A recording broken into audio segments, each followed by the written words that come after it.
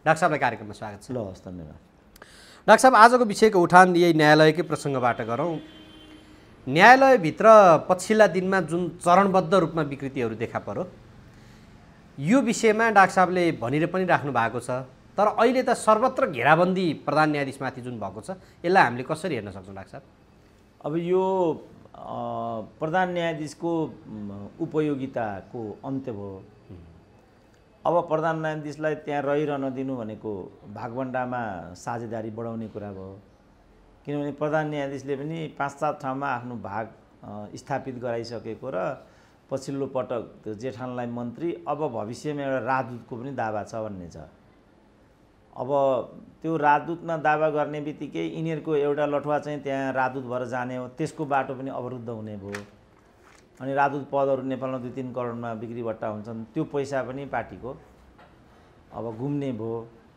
त्यसपछि यो चोलेन्द्र शमशेर भनेको चाहिँ अब उखुको खोस्टा जस्तै हो, यिनीहरूले रस जति चुसिसके, अब खोस्टा फाल्दिने त हो। खोस्टा के काम छ र? सभ्य मुलुकमा, विकसित मुलुकमा चाहिँ खोस्टालाई पनि पेपर बनाउँछन्। अब यहाँका त पेपरलाई पनि कौवाडी बनाउने हुन् यहाँ त, होइन? यी सम्पूर्ण कल कारखाना इत्यादि, ट्रली बस, भ्रिकुटी कागज, गोरखकाली रबर उद्योग सबै मास्ने भने त कोही मान्छे होइनन् नि त यिनीहरू। अब यिनीहरू चाहिँ कचेरालाई भन्नुपऱ्यो कसरी शक्तिमा रूपान्तरण गर्ने, इन्धनमा फोहोरलाई कसरी चाहिँ विद्युतमा अथवा अन्य प्रकारका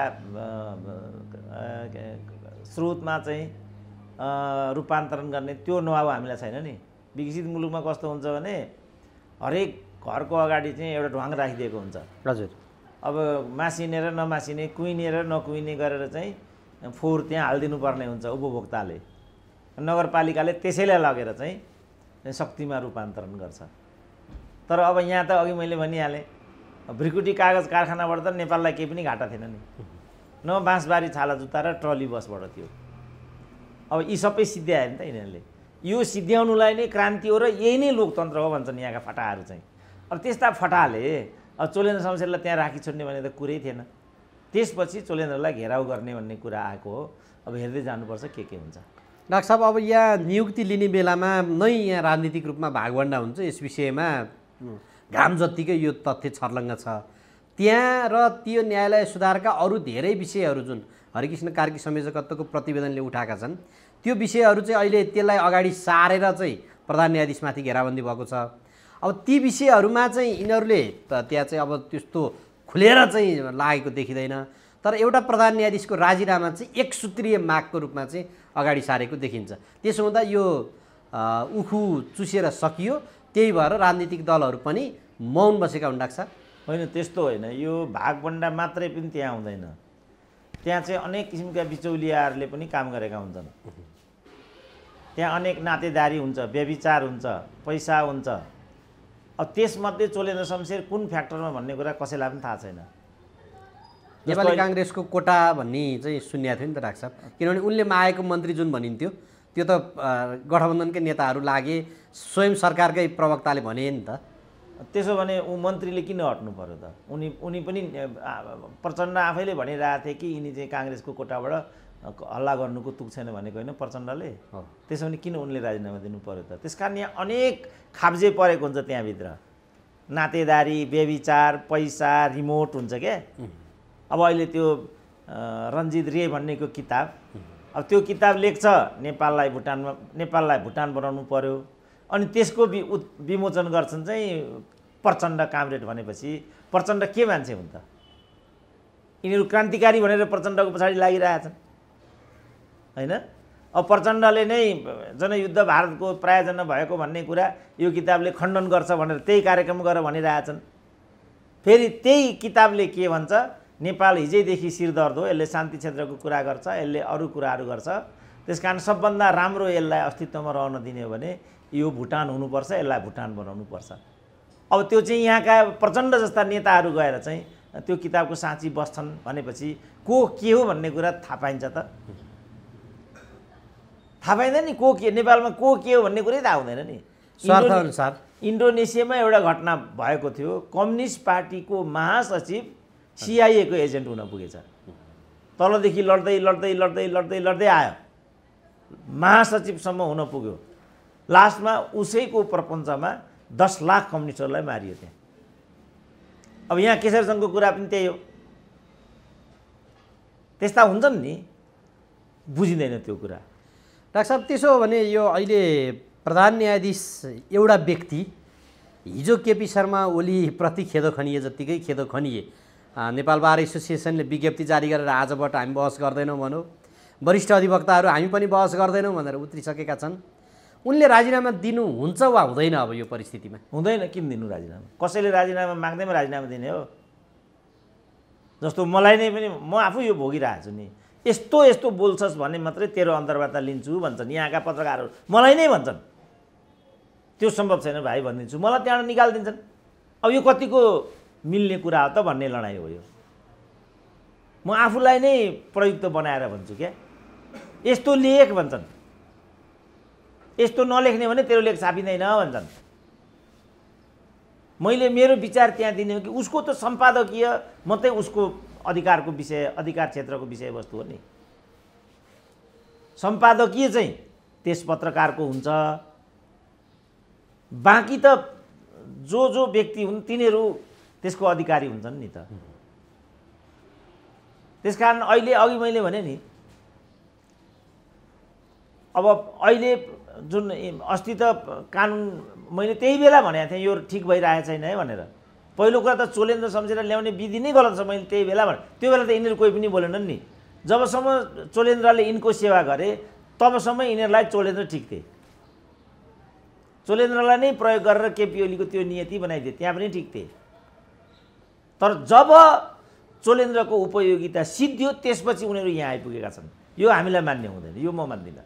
डाक्टर साहब, त्यो राजनीतिक दलहरू, मुख्य राजनीतिक दलहरू चुप्प बसेका छन् अनि त्यहाँभित्र अहिले जसले कराइरहेका छन्, त्यसो हो भने उनीहरू मार्फत राजनीतिक दलहरूले न्यायालयभित्र राजनीति गरेका हुन्? राजनीति होइन। मैले अस्ति तपाईँलाई व्याख्या गरेँ नि त, तपाईँहरूसँग मलाई एकदम फ्रस्ट्रेसन हुन्छ क्या बेला बेला। मैले अस्ति भने राजनीति भनेको जे यहाँ देखेको छ त्यो होइन नि त। राजनीति भनेको त यस्तो किसिमको कुडा कर्कटलाई प्रशोधन गर्ने प्रक्रिया पो राजनीति हो त। यो त के हो भन्दाखेरि पोजिटिभ पर्सपेक्टिभमा भयो डाक्टर साहब, यहाँ त स्वार्थको पर्सपेक्टिभमा भयो। त्यो राजनीति होइन भनेको, जसलाई जे मन लाग्यो त्यो राजनीति हो त भने। त्यो त कस्तो हो भने राजनीतिक आवरणमा स्वार्थी ढोंगी र पाखण्ड मान्छेहरूले त्यसमाथि घोडा चढेको स्थिति हो त्यो। जस्तो अहिले जे नेपालमा भइरहेछ नि त्यो राजनीति होइन नि, यो त व्यापारिक हो। त्यसो भने उमेश श्रेष्ठ राजनीति हुन् त? त्यो चोलेन्द्र शमशेरका जेठान राजनीति हुन् त? हिजो के एकजना पाण्डे भन्ने थिए पोखराका, तिनलाई मन्त्री बनाए माधव कुमार नेपाल, त्यो राजनीति हो त? रविन्द्र श्रेष्ठ भन्ने माओवादीका भगौडालाई ल्याएर माधव कुमार नेपालले मन्त्री बनाए, त्यो राजनीति हो त? त्यो त माओवादीलाई बेक्कु बनाउने र तिमीहरूको एउटा मान्छे यस्तोसम्म भयो भनेर देखाउने माधव कुमार नेपालको हरकत हो नि त। त्यसकारण राजनीति भनेको मैले भने सुरुदेखि मैले के भनिरहेको छु भने राजनीति भनेको समाज बदल्ने प्रक्रिया हो। त्यो भनेको राजनीति आफैलाई पनि बदल्ने कुरा हो।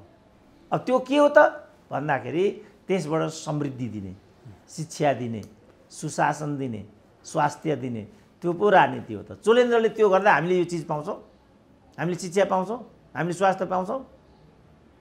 डाक्टर साहब, यो अहिले जे जति मागहरू भनिएको छ त्यो न्यायालय सुधार, न्यायालयमा पेशी तोक्दा गोला प्रथाबाट, यद्यपि उनले मङ्गलबारबाट हुन्छ भनेको थिए। अब न्यायाधीशहरू इजलासमै नबसेपछि त्यसमा अब पछि देखिएला।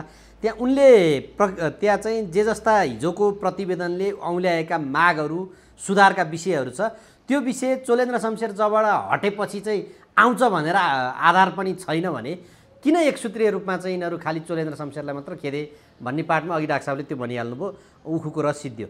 अनि राजनीतिक दलहरूले चाहिँ यसमा बोल्नु पर्दैन त? यिनीहरूले महाभियोग ल्याउँछन् त त्यसो हो भने? होइन, उनीहरू बोल्दैनन्, उनीहरूका कार्यकर्ता बोल्छन् नि त। नेपाल बार बोल्यो नि त, ती न्यायाधीशहरू नै बोले नि त। तिनीहरू न्यायाधीश होइनन् नि त, त्यो नेपाल बार होइन नि त, तिनीहरू नागरिक समाज होइन, ती बोले नि त। यिनीहरूको इसारा नपाइकन तिनीहरू बोलेका छन् त? तिनीहरू बोलेका छैनन् नि इसारा नपाइकन। केपी शर्मा ओलीले हिजोको कार्यक्रममा 5 जनाले राजीनामा दिए हुन्छ हिजोको परमादेश प्रकरणका भनेर बोले। त्यही प्रसङ्गमा प्रधान न्यायाधीशले पनि 5 जना पनि त विवादमा छन् नि, त्यो फैसला विवादमा हुँदाखेरि 5 जनाले दिने हो भने म पनि दिने भन्नुको अर्थ चाहिँ के हो डाक्टर साहब? त्यो एकदम प्रष्ट अर्थ छ। तिमीहरूले मलाई यो सब हरकत गर्दाखेरि चाहिँ नेता बनाएर विभिन्न किसिमको कुकर्म गरायो। अब जब मैले तिमीहरूलाई दिनुपर्ने कुरा दिइसकेँ भनेपछि एक्लै छोड्ने भनेको उनले ठुलो चुनौती हो नि त्यो। अब यी जागिरको लागि जन्मेकाहरूले छोड्छन् त राजनीति, के अरे त्यो न्यायाधीश पद। चोलेन्द्र त आया आपका न भापका, चोलेन्द्र त प्रधान न्यायाधीश हुने व्यक्ति नै होइनन्। कुन चाहिँ एउटा बिचौलियाले कहाँबाट के गर्यो, यही नेपाली काङ्ग्रेस भन्नेले त बनाएको हो नि। त्यही बेला मैले भनेको थिएँ यो गलत भइरहेछ है भनेर। चित्रबहादुर केसीले त 21 दिन त्यहाँ झगडा गरेको छ, यो मान्छेलाई प्रधान न्यायाधीश बनाइयो भने यही कुरा हुन्छ भनेर। अब उनीहरू यो रियलाइज गर्ने पट्टि छैनन्। वर्षमान त्यति बेला टोपबहादुरले भनेको छ, दाइले भनेको कुरा त ठिक हो, तर उहाँहरूले चाहिँ भाग बुझिसक्नु भएको छ। उहाँलाई अब प्रधान न्यायाधीश हुने बाटोबाट कसरी पनि अवरोध पुर्याउन सक्दैन भए। डाक्टर साहब, अब प्रधान न्यायाधीशले यो अवस्थामा राजीनामा दिनु हुँदैन, देलान् कि नदेलान् एक शब्दमा हेर्नुपर्दा? अनि मैले यही स्थिति जारी रह्यो भने त अब अस्वाभाविक स्थिति त्यहाँ उत्पन्न हुन्छ। नेपाली काङ्ग्रेस प्रधान न्यायाधीशको पक्षमै उभिने भन्ने कुरा म सुन्दैछु। त्यस्तो बेलामा संवैधानिक जटिलता र गतिरोधहरू उत्पन्न हुन सक्छन्। यो सरकारकै वैधता र औचित्यको प्रश्न पनि त्यत्तिकै ज्वलन्त छ। अब उता व्यवस्थापिकाले पनि एमसिसी लगायतको चिज केही पनि गर्न सकिनरहेको एउटा स्थिति छ र पश्चिमी एउटा समूहले नै केपी ओलीले हिन्दुत्वको नारा उठाएको विरुद्धमा परमादेश आएको भन्ने कुराहरू पनि छन्। त्यस्तो बेलामा चोलेन्द्रलाई एक्लै बलिको बोको बनाउन सम्भव म देख्दिनँ। संवैधानिक गतिरोध आउँछ। अनि कार्यकालीकै शेरबहादुरकै अहिले सुशीला कार्कीले भनेकै पनि छ, भाग खोज्ने न्यायाधीशले राजीनामा दिनुपर्छ भने भाग दिने प्रधानमन्त्रीले किन राजीनामा दिनु नपर्ने भन्दा नाङ्गो भयो नि त यो त। त्यसो हुँदा कतिपयले अहिले आशंका गरिरहेका छन् यसमा प्रमुख प्रतिपक्षी पनि किन मौन छ भन्ने पाटमा यो एउटा के तर्क आइरहेछ भने अब संसदमा गतिरोध जारी छ, सभामुख विवादमा छन्, प्रधान न्यायाधीश विवादमा आए, प्रधानमन्त्री परमादेश भन्छ, प्रतिपक्षीले अझै स्वीकारेको छैन। यी समग्रको परिदृश्य अब चुनाव हो भन्छन् नि कतिपय डाक्टर साहबले। हो डाक्टर साहब, चुनावभन्दा अर्को त उपाय नै छैन नि। किनभने यस्ता प्रश्नहरू उठे लोकतन्त्रमा भने यो के हो भनेर निरूपण गर्ने अदालत होइन नि त, जनतै हो नि। यही संविधानले पनि जनतालाई सार्वभौम सत्ता सम्पन्न मानेको छ। जनता सार्वभौम सत्ता सम्पन्न हुन् भने जनताले दिएको मतादेशलाई हेरफेर गर्ने अधिकारी परमादेश हो र? त्यो त प्रष्टै छ। प्लस हिजो एउटा कानुनवेत्ताको लेख मैले पढिरहेको थिएँ, उनले त्यहाँ के कुरा भनिराखेको छ भनेदेखि अझै पनि अदालतबाट यो सरकारलाई बदर गराउन सक्ने कानुनी गुन्जाइस विद्यमान छ अरे। त्यस कारणले चाहिँ चोलेन्द्र शमशेरलाई यिनीहरूले अहिले नै नरहे बाँस नबजे बाँसुरी भनेर डाँडा कटाउन खोजे जस्तो बुझिन्छ। किन चोलेन्द्र शमशेर भनेको त जे अनि राणाको रगत हो। यस्ता ल्याङ्ग्रासँग त डराउँदैन चोलेन्द्र शमशेर त। बिग्ने भए त्यही महाभियोगको लागि नै के हुन्छ चोलेन्द्र शमशेरलाई? त्यसो भए यो राजनीतिक दलहरूले महाभियोग ल्याउने भन्यो भनेदेखि फेस गर्छन् होला। त्यो त यिनीहरूको 2 तिहाई नै पुग्दैन, ल्याउँदैन। कसले ल्याउँछ र महाभियोग? आउँदै उक्साइरहेका छन् नि 4 जना प्रधान न्यायाधीश। खालि पब्लिक कन्जम्सनको लागि मात्रै हो। महाभियोगको कुरा हुँदैन। महाभियोगको कुरा एउटै अवस्थामा हुन्छ केपी र शेरबहादुर मिले भने। अब त्यो गराउने प्रपञ्च कुनै तेस्रो शक्तिले गरायो भने हामीले रोकेर रोकिँदैन, त्यो हुन्छ। अन्यथा महाभियोगको कुरै हुँदैन। यो यिनीहरूको चाहिँ नग्नता मात्रै त्यहाँ पर्छ। किन यो सबै गरेको त त्यो बार, त्यो नागरिक समाज, त्यो यो परमादेशवादीहरू सबैले गरेको कुकर्मको यो त नतिजा हो नि। अब मैले यो कुरा गरेँ भने चाहिँ केपीलाई बचाउन खोज्यो भनिहाल्छन्, बोल्नै हुँदैन। यो त केपीसँग सम्बन्धित विषयवस्तु नै छैन नि। यो तरिकाले शासन प्रशासन गर्नु कतिको उचित हुन्छ भन्ने मात्रै प्रश्न हो नि त यो। किनभने यो देश जनताको लागि उत्पन्न भएको कलह होइन नि। केपी ओलीमाथि जति आरोप लगाइएको छ ती सम्पूर्ण आरोपहरू सही हुँदाहुँदै पनि त्यो नेपाली देश र जनताको पक्षमा केपी ओली लतारौँ भनेर होइन नि त। एउटा मरेको लाचारलाई त्यहाँ लगेर प्रधानमन्त्री बनाऊ, अनि रिमोट हातमा लिएर संसारभरिका राजदूतहरूलाई फिर्ता गरौँ, अनि त्यहाँ आफ्ना चट्टाबट्टालाई भर्ती गरेर पैसा कमाऊ, यो न हो। डाक्टर साहब, अब प्रधान न्यायाधीश त्यो न्यायालयभित्रको प्रमुख हो। बन्दी प्रत्यक्षीकरण जतिको रिटमा चाहिँ अहिलेसम्म रोकिएको इतिहास रहेनछ। त्यहाँ न्यायाधीशहरूले हामी इजलासमा बस्दैनौँ भने अब उनले आफ्नो पावर प्रयोग गरेर ती न्यायाधीशहरूलाई कारबाही गर्न सक्ने ल्याकत राख्दैनन् भने? होइन, न्यायाधीशहरूलाई कारबाही गर्ने त खास संवैधानिक व्यवस्था छ। प्रधान न्यायाधीशले पनि यही कुरा भनिरहेछ। म एउटा संवैधानिक प्रक्रियाबाट आएको हुँ, अर्को संवैधानिक प्रक्रियाबाट मात्रै तिमीहरूले म माथि कारबाही गर्न सक्छौ, तिमीहरूले सडकमा मेरो राजीनामा भन्दैमा राजीनामाको कुरै आउँदैन भनेपछि न्यायाधीशको कुरा पनि त त्यही होला।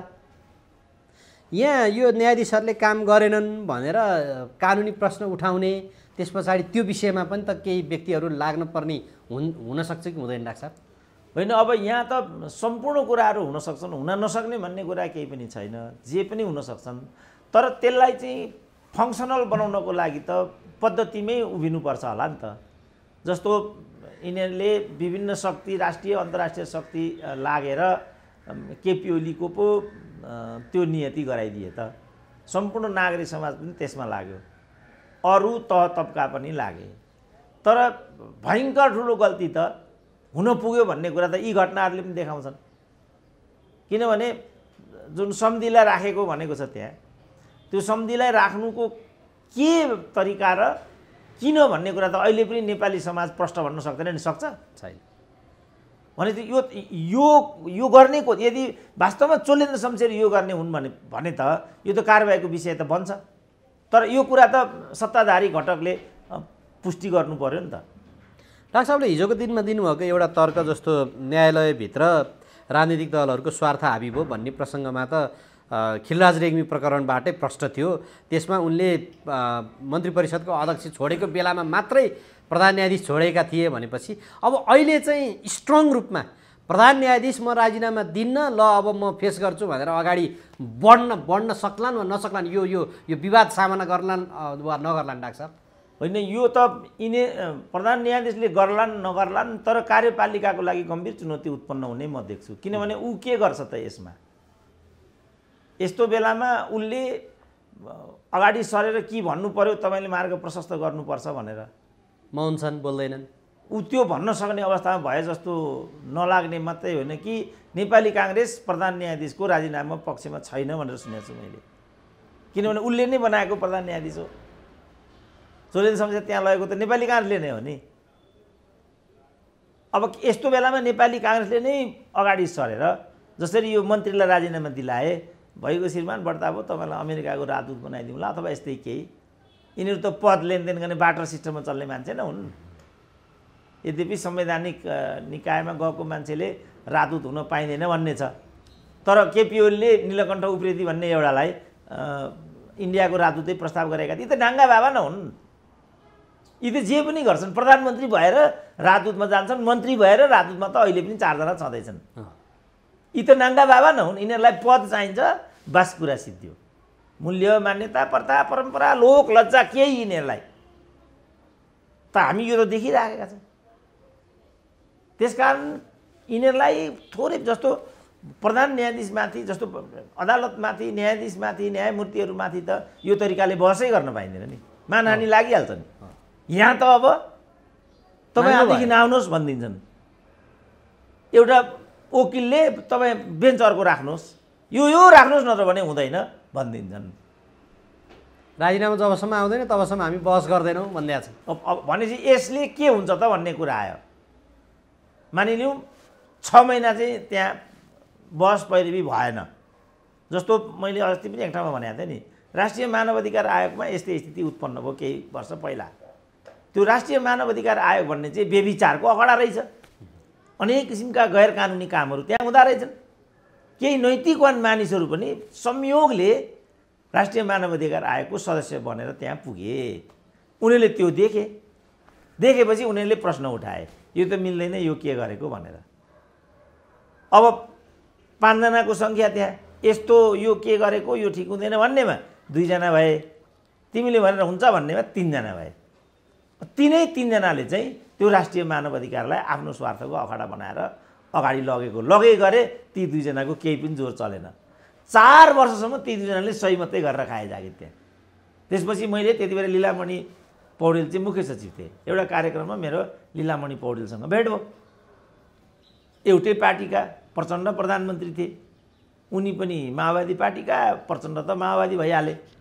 त्यसकारण यहाँ सिक्वेन्स मिल्छ होला भनेर लीलामणि चाहिँ एउटा यस्तो राष्ट्रिय मानवाधिकार आयोगको कुरा सुन्यो। यसले देशको प्रतिष्ठामै आँच पुर्याउने, राष्ट्रिय मानवाधिकारकै एउटा गरिमामा चाहिँ आँच पुर्याउने जस्तो मलाई लाग्यो। यो ती 2 जना मान्छे तर्फबाट गल्ती भएको भने के गल्ती भएको मलाई नै मात्रै भनिदिनु भए पनि हुन्छ, म उनीहरूलाई यो हरकतबाट रोकिदिन्छु, होइन भने तपाईँले प्रधानमन्त्रीसँग सरसल्लाह गरेर यसमा हेरिदिने एउटा व्यवस्था मिलाइदिनु न के भएको कसो भएको भने।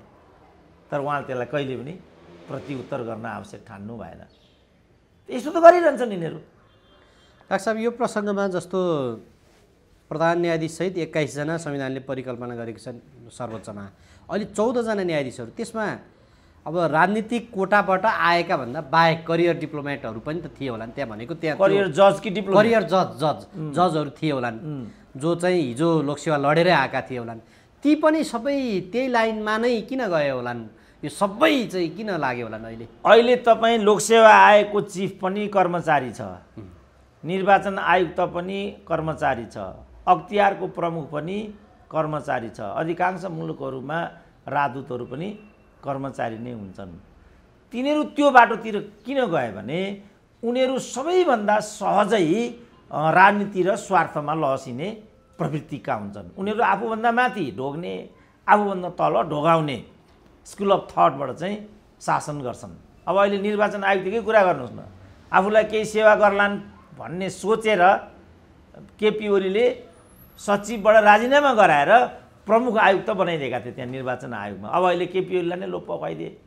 अख्तियारले केपी ओलीलाई तुरुङमा हालिदियो भने तपाईँ अचम्म नमान्नु होला। सूर्यनाथ उपाध्यायले गिरिजाकै ग्याङलाई यही गरेका थिए। सूर्यनाथले नै उनलाई अख्तियारको प्रमुख बनाइदिए, पछि काङ्ग्रेस पार्टीमाथि नै धावा बोलिदिए। त्यस कारण कर्मचारीको त कार्यशैली नै यही हुन्छ नि बाबु। अब त्यहाँ अहिले कति 4 जना आइजीको कुरा आयो होइन, उनीहरू प्रमोसनको लागि इन्डियन एम्बेसी जान्थे भनेर।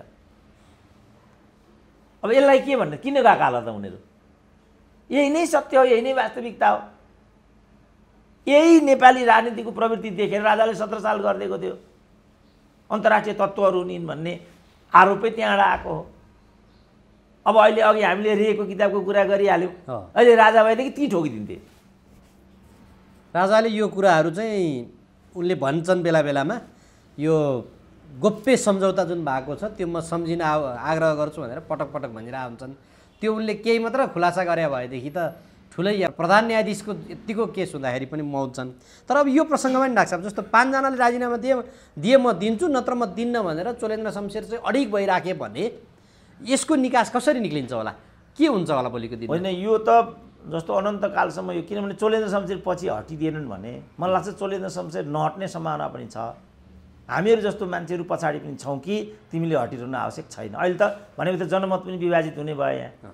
अब नेपाली काङ्ग्रेस पनि पक्षमा नहुने बित्तिकै प्रचण्ड मुखर ढङ्गले अगाडि आइराखेका छैनन्। प्रचण्डको मोलतोलवाला बालोटारको काण्ड छ, व्हाइट बडीका कुराहरू छन्, यो क्यान्टोनमेन्टको पैसाको कुरा छ, अनि उनको चाहिँ अन्तर्राष्ट्रिय अदालतका विषयवस्तुहरू छन् विभिन्न। यो त कोही पनि राजनीतिक एउटा चरित्रमा छैन नि, कोही पनि एउटा राजनीतिको एउटा आदर्शमा छैन। त्यसकारण न्यायालय पनि बिग्रेको छ, त्यसकारण प्रशासन पनि बिग्रेको छ, शैक्षिक क्षेत्रमा यही छ, निजामतीमा यही छ।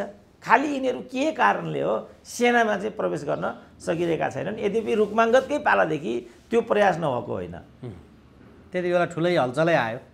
त्यसो भएको हुनाले यिनीहरू त के भने पूर्णत त्यसको घोडा चढेर आफू मालामाल हुने होइन। यहाँ जनवादी शिक्षा भन्ने आफ्नो छोराछोरी अमेरिका राखेर पढाउने, यहाँ चाहिँ सुन्दरी प्रतियोगिता गऱ्यो भनेदेखि कपाल लुस्न जाने, अनि आफ्नो धेरै जसो समय चाहिँ ब्युटी पार्लरमै गुज्रिने। त यस्तो कुरालाई पनि कसैले प्रश्न नउठाइदिने, जसले उठायो पद नपाएको रोदन भनिदिने, अलि बढ्ता गऱ्यो भने प्रतिगामी भनिदिने, अनि अलिकति बढ्ता गऱ्यो भने हामी जम्मै मिलेर राजाले टाउको उठाए देश निकाला गर्नुपर्छ। देश निकालाको व्यवस्था छ र अहिले नेपालमा?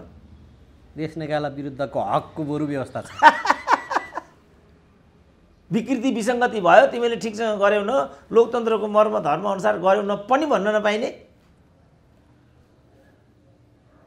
अब यसमा यही बिचमा शङ्कराचार्य पीठाधीश नेपाल आएका छन्। उनी नेपालको राजा राजै मान्छन्। पूर्व राजा ज्ञानेन्द्र शाहले पनि कुनै न कुनै हिसाबमा अब यो सर्वत्र विकृति भयो भनेर आवाज उठाइरहेका छन्।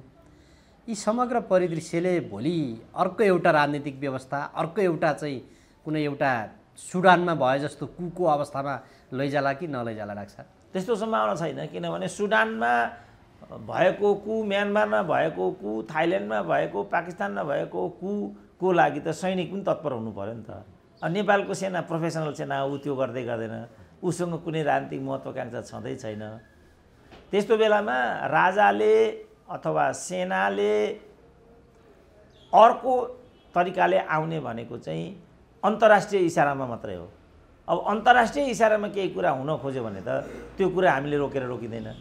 हिजो राजतन्त्र पनि त अन्तर्राष्ट्रिय इसाराकै कारणले गएको हो नि, होइन भने नेपाली सेनाले अब राजा भनेको त हाम्रो परमाधिपति हो, हाम्रो परमाधिपति विरुद्धको यो हरकत चाहिँ हामीलाई स्वीकार्य हुँदैन र एउटा संवैधानिक दायरा सहितको राजाको पक्षमा नेपाली सेना सदाझै रहिरहनेछ भनेको भए त नेपालबाट त राजतन्त्र जाँदैन थियो नि। किन राजतन्त्र विरोधी त नारा पनि थिएन नि, 12 बुँदेमा पनि गणतन्त्रको कुरा थिएन, निरङ्कुश राजतन्त्रको अन्त्य भन्ने मात्रै कुरा थियो, राजतन्त्रको अन्त्य भन्ने कुरा थिएन। सँगसँगै धर्मनिरपेक्षताको कुरा पनि 12 बुँदेमा थिएन। त यो त उफ्रेर आएको छ। यो उफ्रेर जसले ल्याइदियो त्यसले उफ्रेरै नेपाललाई हिन्दू राज्य बनाइदियो, नेपाललाई राजतन्त्रात्मक फेजमा लगिदियो भने म भन्न सक्दिनँ। अन्यथा देशभित्रको शक्तिले नै चाहिँ नेपालमा व्यवस्था परिवर्तन गरिहाले पनि त्यो टिक्ला भनेर म सोच्दिनँ। किनभने राजनीति चाहिँ शक्तिले मात्रै निर्धारण गर्छ। राजाले म आउँछु, राजा आइतबार आउँछन्, सोमबार आउँछन् भन्दैमा राजा आइहाल्ने होइन। आइहाल्यो भने पनि त्यसलाई टिकाउने त शक्ति चाहियो। त्यसलाई टिकाउने शक्ति खोइ त?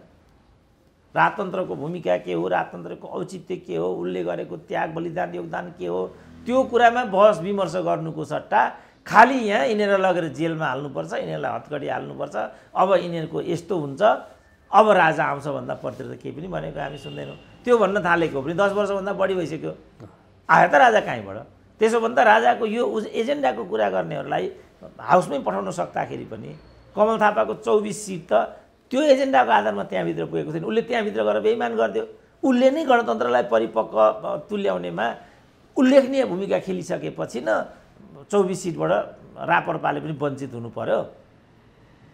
त्यसकारणले यो वस्तु तथ्यलाई नबुझ्नु नै राजतन्त्रको एजेन्डा स्थापित नहुने खास कारण। अब यसमा राजा स्वयंलाई पनि इन्ट्रेस्ट भयो जस्तो मलाई लाग्दैन। अहिले नै भनौँ न, विद्या भण्डारीले नै कति राम्रो कुरा गरिन् त। इतिहासमा चाहिँ शासकहरू आउँछन् जान्छन्, व्यवस्था अदला बदली हुने स्थिति बन्छ बन्दैन, तर इतिहास त कहिले पनि बदलिँदैन। कति राम्रो कुरा भनेको छ त राष्ट्रपतिले। यही कुरा प्रचण्डले पनि भनेको छ। अहिलेको राष्ट्रपतिको भन्दा त सानमान त बरु राजा महाराजाको त कहाँ थियो भनेर भनेको छ। तर जो आफूलाई राजावादी भन्छन् ती राजावादीहरूले त यो चिजलाई सैद्धान्तिक व्याख्या गरेको तपाईँ काहीँ पनि सुन्नुहुन्न। बरु यस्तो किसिमको व्याख्या हिजो बिपी कोइराला गर्थे, त्यसपछि कृष्णप्रसाद भट्टराईले गरे, अहिले आएर चाहिँ विपिन कोइराला, प्रकाश कोइराला, मनिषा कोइरालाले गर्छन्। राजाको नाममा 30औं वर्ष भात मांसा खानेहरूले त तपाईँ यस्तो कुरा गरेको सुन्नुहुन्न। तर राजतन्त्रको दुर्नियत के भने यो राजाको कुरा गर्ने, राजालाई राष्ट्रिय एकताको प्रतीक मान्ने र राजा बिना राष्ट्रियता सम्भव छैन भन्नेहरूलाई नै राजाले सबैभन्दा बढी प्रताडित गरे। 20औं वर्ष लगेर जेलमा लगेर कोचिदिए, प्रवासमा गएर जीवन बिताउनु पर्यो। त्यसपछि नै राजाको यो नियति भएको छ। अहिले पनि मैले आफै राजालाई भेटेँ। राजा यो सब चिजमा राजनीतिक रूपले अन्तर्क्रिया गर्नै चाहँदैनन्। उनको चाहिँ एउटा काल्पनिकताको आधारमा पछिल्लो चरणमा त उनी विभिन्न मठाधीश सन्त महन्त जोगीहरूको कुम्भ मेला भरेर नेपालमा राजतन्त्रको परिकल्पना गर्नेतर्फ हुन् कि भन्ने देखियो। हामीसँग अन्तर्क्रिया गरे हुन्छ नि। बरु नेपालका युवाहरूसँग अन्तर्क्रिया गर्ने। उद्योग किन बन्द भयो? कल कारखाना किन बन्द भए? शिक्षा स्वास्थ्यको किन ग्यारेन्टी हुन सक्दैन लोकतन्त्रमा पनि?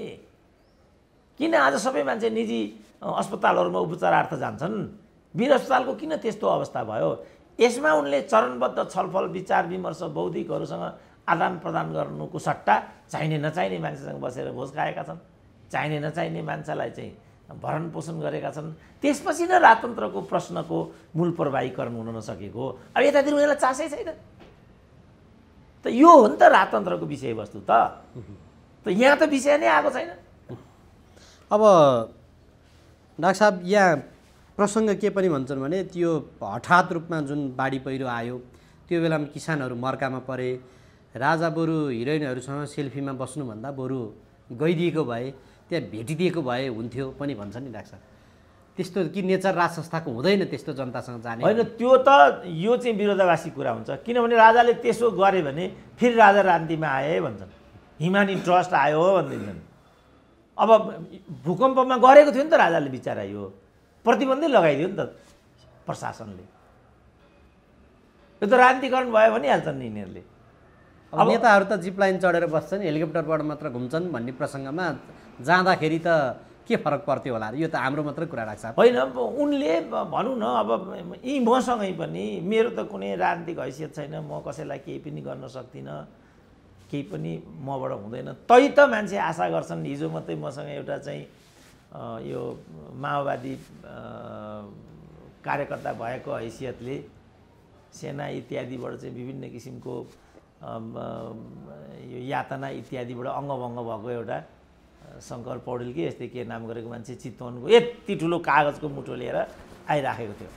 हजुर, डाक्टर साहब मेरो विषय उठाइदिनु पऱ्यो, मेरो स्वास्थ्य भएन, मेरो शिक्षा भएन, फलानु भएन, अब म गराइदिन सक्छु त्यो। अनि मैले भने तिमीलाई माओवादी भएर लडे बापतको प्रतिफल चाहिएको हो कि तिमीलाई चाहिँ यसको यसको यसको आदर्शको कुरा तिमीलाई चाहिएको हो कि यसको भौतिक प्रतिफल चाहिएको भने मैले ऊ अकमकियो। यदि तिमीलाई यसको भौतिक प्रतिफल चाहिएको भने यो बाटो गलत छ, तिमी प्रचण्डको बाटो जाऊ, प्रचण्डले मात्रै तिमीलाई केही कुरा गर्न सक्छ। हजुर मरे म, मेरो त हजुर माई बापै हजुर हो, हजुर बाहेक कोही छैन भन्न सक्दा मात्रै तिमीले प्रतिफल पाउँछौ। होइन, आदर्शको लागि तिमीले लडेको भने तिमीले चारतिर भौँ तारेर माग्दै हिँड्नुको केही अर्थ छैन। जस्तो माओवादीकै लडाकाहरूले पनि जनै 7 लाख 8 लाख लिए भन्ने कुरा छ। मेरो प्रश्न चाहिँ के भने तिमीले पैसाका लागि जनयुद्ध लडेका हो, जसरी नेताहरूले पदका लागि लडेको भन्ने कुरा पुष्टि भयो, त्यसरी तिमीहरूले पैसाका लागि लडेका हो। धिक्कार छ यदि तिमीहरू पैसाका लागि लडेका हो भने, मैले उनीहरूलाई त्यो भन्छु। त्यसकारण तिमीले चाहिँ तिमीलाई के चाहिएको त? तिमी आज के का लागि लडेका थियौ त हिजो? तिमी यसरी ठाउँ ठाउँ गएर माग्दै हिँड्नको लागि लडेका थियौ तिमी त माग्नको लागि तिम्रो भौतिक शरीर त छँदैछ। कतिको त यहाँ ज्यानै गयो, कतिको आँखा नै गयो, कतिले चाहिँ प्लास्टिकको ब्याग यहाँ बोकेर किडनी ड्यामेज भएको हुनाले प्लास्टिकको युरिनको ब्ल्याडर के अरे ऊ लिएर हिँडिरहेका, ब्ल्याडर अल्टरनेटिभ ब्ल्याडर लिएर पोको लिएर हिँडिरहेका हुन्छन्। तिमी त ल्याङस्याङ भए पनि कमसेकम हिँडिराखेका थियौ, बिचरा ऊ लाचार छ। डाक्टर साहब, यो अघिको ठ्याक्कै यो प्रसङ्ग, यो काठमाडौँ जिल्लामा बुक जुन आयो त्यो पुस्तकमा जे जस्ता विषयहरू उठान गरियो, राजदूतले एउटा अन्तर्वार्तामा त्यहाँ भएका विषय सार्वजनिक भएको भनेका छन् र यसभन्दा अगाडि पनि प्रयोगशालामा पनि केही कुराहरू आएको थियो, बेला बेलामा यस्तो आइरहेको छ। अब त्यहाँ राज संस्थाको विषयमा पनि छ। कतिपय व्यक्तिहरूले चाहिँ यो राष्ट्रियता धरापमा पर्यो भन्छन् र राजनीतिक दलहरू चाहिँ त्यो बुकमा उठाइएका विषयवस्तु बारेमा चुप बसेका छन्। यसलाई कसरी हेर्ने डाक्टर साहब? यो त उनीहरूको पहिचान हो। मेरो चाहिँ यसमा भनाइ के छ भने यो उनीहरूको यो व्यावसायिक प्रवर्धनको लागि मच्चाइएको हरकत हो कि, किनभने जस्तो यो मदन पुरस्कार इत्यादिले पनि 7वटा 8वटा 9वटा किताबहरू सेलेक्टेड भन्छ नि। अब 9वटा किताबहरू त हामीले हेर्नु पर्नु पर्यो नि त। सबै जस्तो 9वटा किताब, मैले नै 9वटा किताब पढेँ। त यो उनीहरूको व्यावसायिक प्रवर्धनको लागि मिलीभगतमा गरेको प्रपञ्च हो कि, यसमा पनि योभन्दा पहिला पनि 3-4 किताबहरू यसरी नै आए। सुधीर शर्मा किताब पनि यही हो। अर्को एउटा त्यस्तै के रातो चन्द्र, हजुर रातो चन्द्र, सूर्यचन्द्र कि होइन, इन्डियनवाला नै, यो नेपालीवाला रातो चन्द्र भनेको त इन्डियन नेपालीवाला हो, यो इन्डियनवाला नै सुधीर शर्माको भयो। अनि अर्को एउटा रिपब्लिका भन्ने झाकै किताब थियो, नेपाली रिपब्लिकली यस्तै के भन्ने एउटा झा भन्ने यहीँकै पत्रकार, पछि सायद त्यो इन्डियाको थियो कि के थियो, यो हिमालयन टाइम्स कि कुनमा काम गर्थ्यो, उसको एउटा किताब भयो। त्यसपछि अर्को एउटा औपन्यासिक टाइपको किताब पनि आयो। त्यसपछि अब हामीले यति चर्चा गऱ्यौँ, कसैको किताबको एउटा विज्ञापनको माध्यम हामीले किन हुने? बा त्यसको लागि यिनीहरूले गरेर बा त्यो त्यहाँको त्यो पब्लिसरले नै मचाएको यो प्रोपोगेन्डा हो कि त्यसकारण त्यो बुकमा यदि तथ्यपूर्ण कुराहरू रहेनछ भने अब यहाँ जे जस्तै विषयमा यहाँ अहिले रोइलो मचाइरहेको छ त्यो रहन्छ भनेदेखि यो सरकारले यो बुकमा लेखिएको यो कुराहरू गलत भयो भनेर, किनभने पूर्व राजदूतले गरेको कुरा हो नि त। फेरि त्यहाँ नेपालसँगको सम्बन्ध र भारतीय राजदूतको प्रसङ्ग त फेरि अब हरेक हिसाबले चाहिँ निकट पनि छ, विवादित पनि छ। त्यो हिसाबले उनले लेखेको पुस्तकको विषयमा चाहिँ किन बोल्दैनन् भन्ने कुरो हो डाक्टर साहब। होइन, उनीहरू त लाचार छन्, बोले पनि पक्षमा बोल्छन्। प्रचण्डहरूको बोली तपाईँले सुनि नै रहनु भएको छ, कुर्सिद्यो। तर बोलेकालाई पो तपाईँले कहाँ महत्त्व दिनुभयो? ती प्रहरीहरूले पनि र विमलेन्द्र निधिले पनि बोले नि त यो होइन भनेर, तपाईँले खोइ कहाँ महत्त्व दिनुभयो त? त्यस कारण हामी बलेको आगो ताप्छौँ, हामी लाचार छौँ र हामीले बाटो बिराइसकेका छौँ। हामी सहीलाई सही, गलतलाई गलत भन्न सक्ने अवस्थामा पनि छैनौँ। मलाई लाग्छ पूर्व एआइजीहरूले पनि हामी त्यहाँ गएकै छैनौँ भनेको छ। उनीहरूले भनेका छन् लाग्छ होइन, उनीहरूले भनेको छ। विमलेन्द्र निधिले पनि यो कुरै होइन भनेको छ। हो, तर जनविश्वास त मान्ने पक्षमा छैन, स्वीकार्य जस्तो देखिँदैन। अब जनविश्वासको तपाईँ कुरा गर्ने भने यस्तो किसिमको अनुहार लिएर चाहिँ मतमा जानेहरूलाई फेरि जनविश्वासले चाहिँ पटक पटक किन त्यसो आफ्नो विश्वास जाहेर गर्छ त? यस्ता किसिमका पात्र र प्रवृत्तिलाई पटक पटक मतदानद्वारा वैधता दिएर काठमाडौँ पठाउने अनि हामी यहाँ जनविश्वासको चाहिँ सराहना गर्ने अवस्थामा हुन्छौँ त? त्यसो भने जनता पनि अगाडि आउनु पऱ्यो। एउटा इमरान खान चाहियो, मैले त्यहाँ भनेको। यिनीहरूबाट हुँदैन। सम्पूर्ण असफलताको जड यिनीहरू हुन् र यिनीहरूको असक्षमताको कोपमा आज त्यो जनमानस पर्यो। उसको छोरोले राम्रो शिक्षा पाएन, उसको परिवारले राम्रो स्वास्थ्य पाएन, समाजले रोजगारी पाएन, राष्ट्रले चाहिँ समुन्नति पाएन। त्यो हाम्रो कारणले होइन नि, त्यो डिआइजीको कारणले हो, त्यो त यिनको कारणले हो नि। र यिनलाई यी बनाउने त्यो जनमानस हो। त्यसो भने जनमानस उठ्नु पर्यो। जनमानस पनि दुधले नुहाएको चिज त छैन नि त। मैले भने यो लोग्ने ठाउँ स्वास्नीको ठाउँमा छोरो बुहारी यो राम्रो भएन धक्का देऊ न बाबु भने होइन। कास्कीका जनतालाई भर्खरै उपनिर्वाचन भयो नि त, फेरि त्यही गरेर पठाए त। अब यहाँ त्यो नेतृत्व स्थापितको पार्टमा एउटा समाचार आएको छ डाक्टर साहब। नेकपा एमालेको सचिवमा मदन भण्डारीको छोरीलाई उठाउने भन्ने हेर्नु भएको छ? किन हेरेको छैन? तपाईँहरूले बरु सुन्नु भएको छ। मैले 10 वर्ष अगाडि के भनेको थिएँ एउटा अन्तर्वार्तामा भने, विद्या भण्डारी त्यहाँबाट त्यो बेला मात्रै राष्ट्रपति हुन्छन् जब उनको छोरीलाई काठमाडौँ 1 नम्बर निर्वाचनबाट निर्वाचित बनाएर गृहमन्त्री बनाइन्छ भने। तपाईँले त्यो सुन्नु भएको छ? उल्टो मलाई प्रश्न गर्ने। अब भर्खरै गएको हप्ता माधव कुमार नेपालहरूले भरत मोहनको छोरीलाई यसमा प्रवेश गराए कि गराएनन्? सुजाताले कत्रो बबन्डर गरिन्। तपाईँ किन मदनै भण्डारीको मात्रै कुरा गर्नुहुन्छ फेरि? होइन, मैले यो प्रवृत्तिको भनेको नि डाक्टर साहब। बुझेँ। अब यो it is a common phenomena. South एसियामा लोग्नेको ठाउँमा स्वास्नी, छोराको ठाउँमा बुहारी, अझ प्रचण्ड भए ठाउँमा आउँदाखेरि त छोरी। अब मदन भण्डारीको छोरी, अब रेणु दाहाल आउनुहुन्छ भने अनि उषा किरण किन आउनु हुँदैन? भरत मोहनको छोरी हुन्छ भने यो मदन भण्डारीको छोरी, शेरबहादुरको छोरा आउन आँटिसक्यो, साँझ बिहान छ। अब त्यसलाई युवा सङ्घको योचोटि युवा सङ्घको सदस्य बनाउँछन्, अर्कोचोटि युवा सङ्घको अध्यक्ष बनाउँछन्, दोस्रो टर्ममा गएर डडेलधुराबाट निर्वाचित गरेर ल्याउँछन् र मात्रै शेरबहादुर त्यहाँबाट रिटायर हुन्छ। यो चाहिँ हुने। अनि मदन भण्डारीको छोरीले प्रस्तावित किन हुनु नहुने? हिजो कत्रो गौरव गर्थे भरत मोहनको छोरी आउने कुरा। भरत मोहन छोरीको राजनीति हो के? राजनीति हो भरत मोहनको छोरीको? मैले त्यही बेला भने चाहिँ खतराको सङ्केतै बाबु भनेर। अब नाङ्गो रूपमा यहाँ चिज आइपुग्यो। अब भर्खर क्लेम गरिनु होइन सुजाताले, तैँले चाहिँ बाबुको नाम बेचेर खानुहुने, मैले किन नहुने? अब शशाङ्कले बिपीको नाम बेचे अरे, कुरा त उही छोराकै आयो। त्यस कारण बाबु साउथ एसियामा यस्तै हो। हामी जिउँदा छौँ भने जनमानसको कुरा अघि आयो। जनमानस मरेको छैन भने ऊ उठ्नुपर्छ। यो नेताको ठाउँमा स्वास्नी, छोराको ठाउँमा बुहारी, यो राम्रो होइन बाबु। यसले न लोकतन्त्रको गरिमालाई उकास्छ, न हाम्रो अन्तर्राष्ट्रिय छवि प्रवर्धित हुन्छ। एउटा 21औं शताब्दीको नागरिक जस्तो बाँच्नु नगाँटे हामी।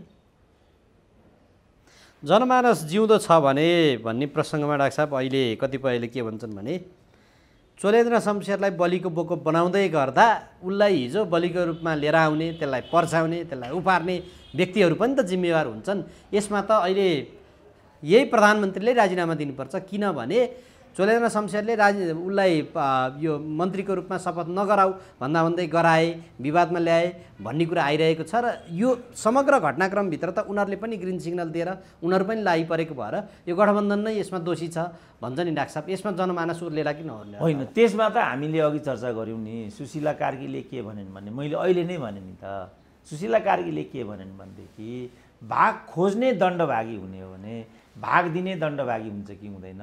त्यसकारण प्रधान न्यायाधीशले मात्रै होइन, प्रधानमन्त्रीले पनि राजीनामा दिनुपर्छ। त आइसक्यो नि। त्यही त यहाँ जनमानसले चाहिँ यो माग्छ कि माग्दैन भन्ने होइन। अब जनमानसले चाहिँ यो कुरालाई हेरेर बस्नु पर्यो। अब यस्तो कुकर्म गर्नलाई धक्का दिन तत्पर छ कि छैन त जनमानस? मैले कास्कीको कुरा भने नि त। मैले के भनेर आएको भनेदेखि लोग्ने ठाउँमा स्वास्नी, छोराको ठाउँमा बुहारी अत्यन्तै तल्लो स्तरको घृणास्पद एउटा फेनोमेना हो। कास्कीका गौरवशाली जनता हो, एकचोटि उठ न। तिम्रो कास्की पुत्रको ठाउँमा कास्की वधु लिएर आउँदैछन् राजनीतिक दलहरूले, त विचार दिएन नि त उनीहरूले। त जनमानस पनि त अगाडि आउनु पर्यो नि त। कास्की भनेको त नेपालको अत्यन्त विकसित मध्येको एउटा जिल्ला हो, जहाँ पोखरा पनि पर्दछ। अनेक किसिमका साहित्यिक कार्यक्रम त गर्छन् त। प्रज्ञा प्रतिष्ठानका उपकुलपति जन्माउने पोखराले अनि एउटा सचेत नागरिक जन्माउन सक्दैन त?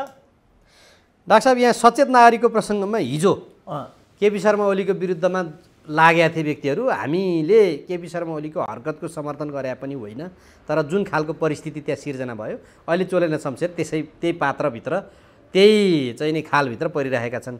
यसमा नागरिक समाज उर्लिन्थे, हिजो नागरिक समाज लगायतका जे उर्लिन्थे। आज उनीहरूले न्यायालयभित्रको यो विकृतिमा दलहरूलाई घचघच्याउने अथवा यो के हो भनेर किन बोल्दैन नागरिक समाज चाहिँ? होइन यो एकदम म फ्रस्ट्रेट छु भाइ हो तपाईँहरूसँग। किनभने मैले चाहिँ तपाईँहरूसँगै पटक पटक के भनिरहेको छु भने नागरिक समाज पनि यसको लागि दोषी छ। मैले के भनेको छु?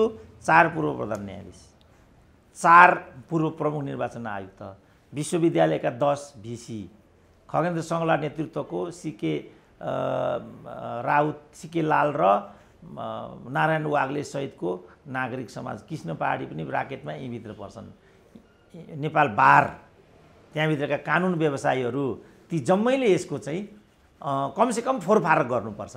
हामीले फर्केर हेर्नुपर्छ हामीले कहाँ के सही गलत गऱ्यौँ, ताकि भोलि यी गल्तीहरूको पुनरावृत्ति नहोस्। यति त गर्नु पर्यो नि। जस्तो शम्भु थापाहरूले हिजो तिमी चाहिँ बेन्चबाट आउट हौ भनिरहँदा त्यो उनले भन्नुको औचित्य सिद्ध भयो कि भएन? धम्क्याइकन होइन भने त्यसलाई चाहिँ तेरो बेन्च बहिष्कार गर्छौँ, तैँले राजीनामा दिनुपर्छ भनिकन थर्काइकन चोलेन्द्र शमशेरलाई परमादेश जारी गराउन लगाएको हो नि त। अब अहिले त परमादेशको औचित्य त सिद्ध भएन। मात्रै होइन कि ठुल्ठुला कानुनवेत्ताहरूले पनि के भन्न थाले भने वास्तवमा ऊ सरकारको भन्दा बेग्लै कार्यशैली यो सरकारको भएन र यो सरकारले ठुलो आवाज पनि दिन सक्दैन।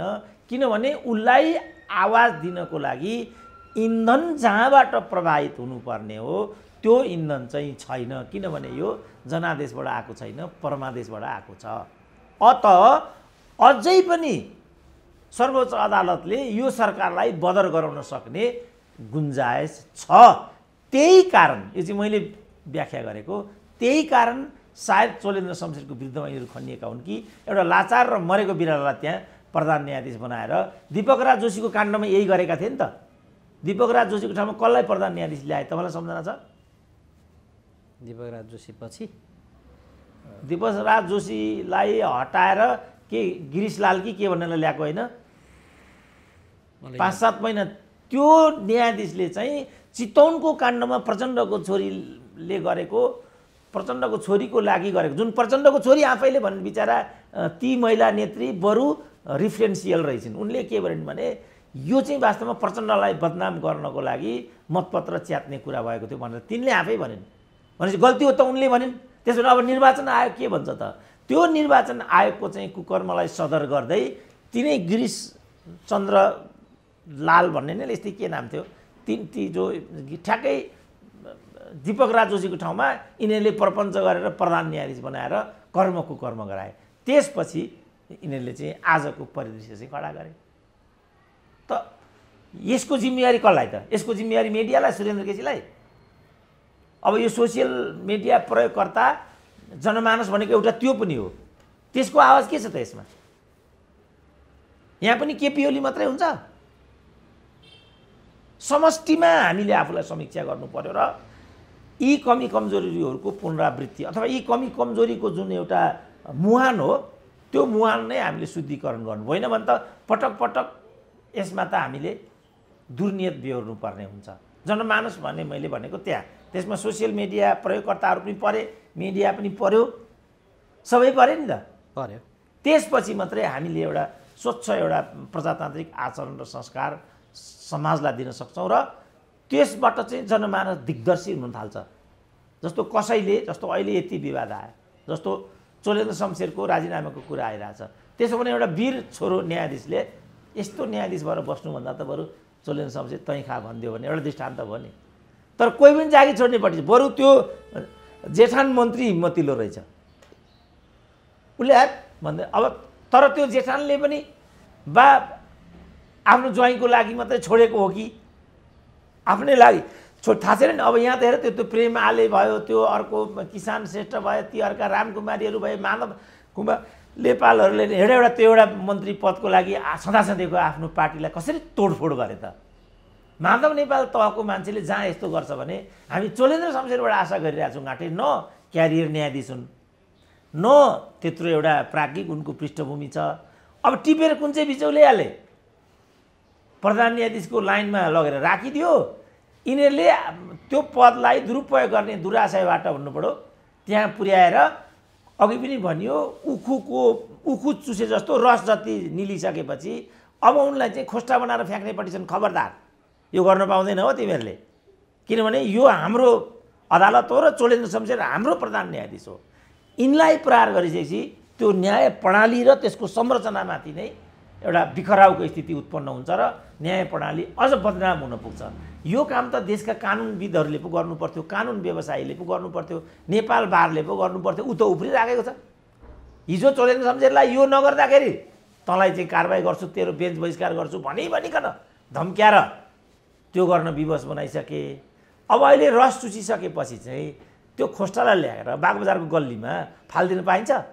यति मात्रै मेरो भनाइ हो। चोलेन्द्र शमशेरको कुरा पनि छैन, समर्थनको कुरा पनि छैन, विरोधको कुरा पनि छैन। हुन्छ डाक्टर साहब, समय दिनुभयो, धन्यवाद। ल हस्, धन्यवाद।